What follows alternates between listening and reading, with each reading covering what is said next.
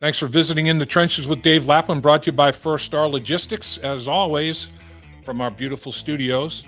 And Chris Sims is our special guest this week. We are talking draft. We are talking draft by position groups. We covered quarterbacks and wide receivers. Today, we're going to go offense as well with offensive line. You never know.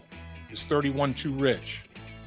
We talked to Chris not only about prospects at 31, end of the first round, but prospects that may be available in rounds 2 at the end of the second round, and even at the end of the third round. Chris Sims does the deep dive into the tape.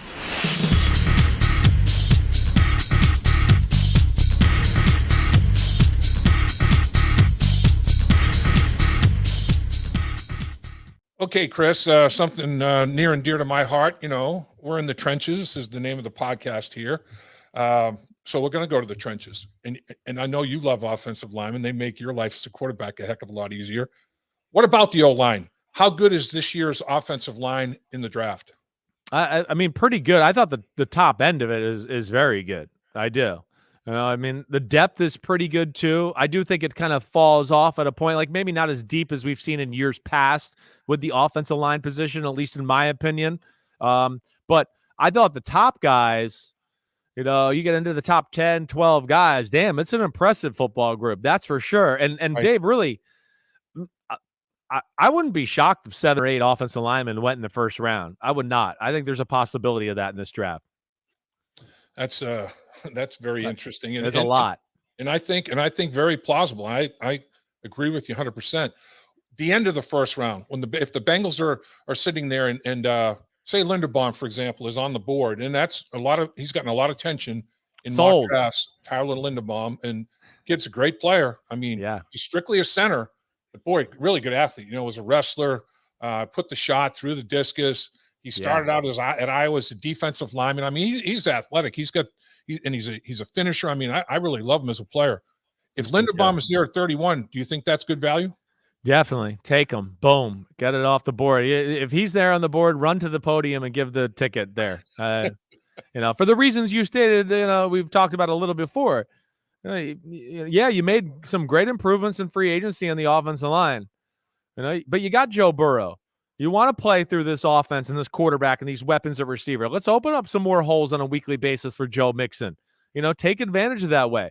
Cincinnati has a chance to make that side of the ball so elite. It's like Kansas City, to where teams might have to play you guys in a different way because they're just going to go, we got to worry about keeping up. We got to play a different way this week. They're so elite on this side of the ball. And Linderbaum it's Jason Kelsey-ish as far as the athlete. You're not going to really find a more athletic center than this guy. And then you go, oh, well, he's 294 pounds. Is he going to be strong enough?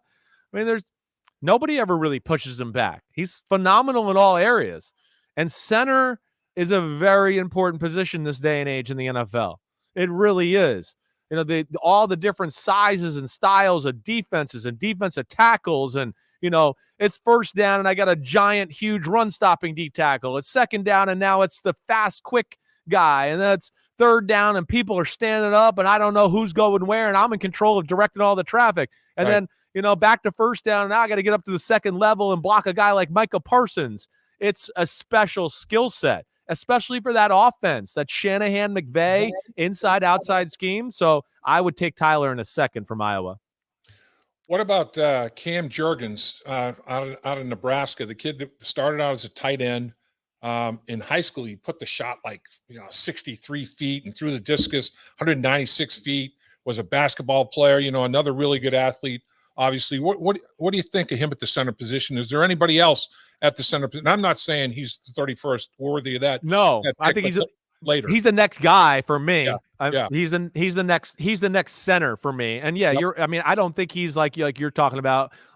Linderbaum, I look at and go, he could go anywhere from 20 to 32. I think he's a slam dunk for the first round. Right. A guy like Jurgens, it's second, third round, got a little bit more of a power aspect to him maybe that Linderbaum doesn't have, but that's another guy that if he's sitting there on the board at the second round and you're trying to address the center need, I'm running up there with this guy. I like him a lot. I really do. Mm-hmm. Anybody else at the center position wherever in the draft that you'd like to make mention of?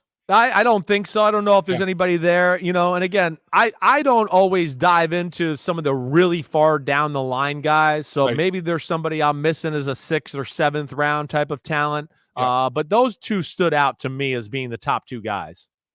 Let's move to the guard position. Right now, the way the Bengals have addressed the free agency with the offensive line, they have Karras projected to start at center right now, and the left guard Sure. position is the one that's open and available.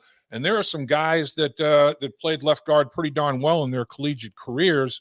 What do you think about some of these guys? And again, Bengals traditionally, historically, have not taken a guard in the first round, but 31 is pretty late in the first round. It's almost like an early 2. Do you Right. think any of those guards are worthy at 31? I do. I do Me think too. there. I think there's two guards. I mean, one Zion Johnson from Boston Yep. College, Yep. right? I think he's one that again, he's ready to go day one. Been up Boston College. They kind of run a pro style offense. He's got very good power. He's a good athlete. He's great pass protecting guard. That's where I was very impressed with him. So yes, and the other guard that I really like is the kid from Texas A&M, Kenyon Green. Agreed. Now, Agreed. yeah, you like him. Good. I mean, Oh yeah. he actually has more physical ability than the guy I just mentioned, but Yeah. he's just a little bit more raw. That's, I guess, the biggest thing. They moved him around their offensive line a little bit, but I think ultimately he's made for guard. 325 roughly, somewhere in there is how much he weighs. He's really athletic. I mean, bendable and pliable to be in weird positions or pull around the edge and still get the job done that way. I think those are the two guards to me that stand out above the rest for sure. Yeah, I think Johnson's got long arms, and both of them have big, strong hands, man. When they lock on you, you It's know, over. Right. exactly, case closed. And both of them too, Chris. I think for as athletic as they are, they lean a little bit, and that's just due to over aggressiveness. Yeah. Because I agree with you, they can both bend. They knee benders, not waist benders. And it's like, boy, this guy's too good an athlete to be on the ground. Why is No doubt. okay? No, He's leaning. He's going to the ground. That's correctable. I mean, that's due to that's right. I mean, I'd rather have to pull a guy back than say I got to light a firecracker under this guy's butt to make him go attack. These guys want to do damage, and No that's doubt. why they get a little off balance. I'm with you there too. I think that the scouting world and friends in the NFL they look too deep into that stuff. Where I just want Right. to go. One, yeah, it's just a little technique issue.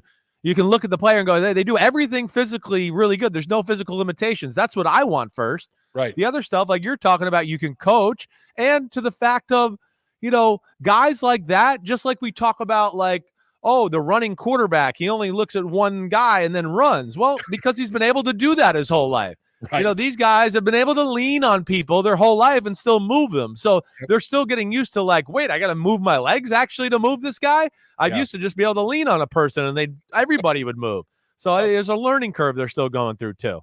No doubt. And when you're a man playing amongst boys your whole life, and then all of a sudden you're a man playing amongst men, it becomes a different issue. There's No doubt. no doubt about it. All right, so let's go to the tackle position. There'll be a run. It's a premier position, obviously. Yeah. What type of name do you think would be there potentially at 31 for the Cincinnati Bengals if they decide to, oh boy, this tackle, we don't have a huge need. We really addressed it in free agency, and we've got a number 1 draft pick of our own there at left tackle already. We addressed it in free agency at right tackle, but boy, this guy might make our football team better. Who might that be? Yeah, I think there could be two guys that are possibly there. I think one, the kid from Northern Iowa, Trevor Penning. Yep. I think that's about the range. He's a good player. He's big, moves his feet well. I wish he was a little bit more dominant on film versus his competition. The other guy I like, and I actually like this guy a little bit more than Penning, was the Bernard Raymond from Central Michigan. Yep. I thought he had a little bit of physicality and crap to his game, let alone the athleticism and, the ability to do all those things. So where, I could see one of those two guys being on the board there. I'm not sure, like you said, it depends when this run starts for tackles. But those are the two guys I kind of look at to be end of the first round type talents, anywhere from, 20 to 35 in that range. I can see them going off the board. Yeah, Ramen he's the Norwegian, I think, isn't he? Exactly. Yeah, from Austria, I believe. Yeah, Or yeah, yeah, right. He's a good kid. I got to meet him at the combine. really. But yeah, I was impressed with him when I turned on the film. I thought maybe I was going to see some raw guy that's from Europe and still learning football.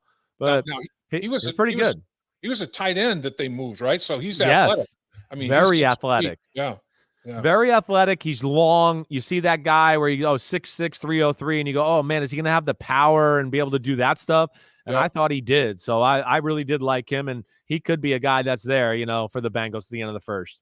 Yeah, and there'd be some interesting decisions to be made there with respect to the offensive line. You can never have enough good linemen, just like you can never have enough good edge rush guys, cover guys. You can never have enough good players. That's the bottom line. That's what the draft's all about, making your team better and deeper. And the draft, it's all about patience and discipline. Just like everything else, you got to be patient. You got to be disciplined. No doubt. Draft. Yeah. Yes, you got to be patient. You got to be disciplined. You got to make sure it matches your board. Don't overreach. That's where I think a lot of teams make a mistake, or where they just go, wait, we don't have a need here or whatever, but we're going to draft the best guy available. Okay, sometimes if your team's totally fits and like you got a great roster, sure, you can do that. But more times than not, every team's got a few needs to where you go, wait, don't overreach for a position you don't need or whatever. Trade down, pick the picks, and get the value to match up with, the position, the need, and all of that. That's to me what the good teams in the draft do. Dave Lapham here, and every day I am grateful for my experience to have played professional football. As a player, I realized self-motivation, leadership, and appreciating your teammates are key. At First Star Logistics, you can use those same attributes to create the life you want for you and your family. Build your future by working hard like I did. You'll see results both on and off the field. Call First Star Logistics today and be part of our winning team. Opportunity knocking.